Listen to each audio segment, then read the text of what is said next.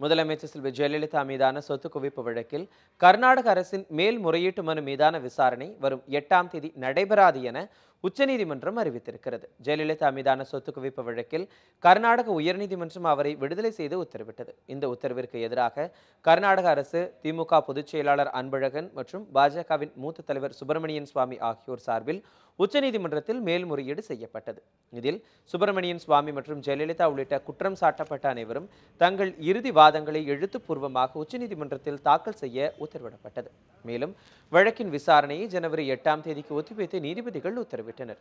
இந்நிலையில் நாளை மறுநாள் இந்த வழக்கின் விசாரணை உச்சநீதிமன்றத்தில் வரும் என எதிர்பார்க்கப்பட்ட நிலையில் அதிக வழக்குகள் தேங்கி கிடப்பதன் காரணமாக ஜெயலலிதா மீதான சொத்து குவிப்பு வழக்கு 8ஆம் தேதி விசாரணைக்கு எடுத்துக்கொள்ளப்படாது என உச்சநீதிமன்ற பதிவுத்துறை அறிவித்துள்ளது.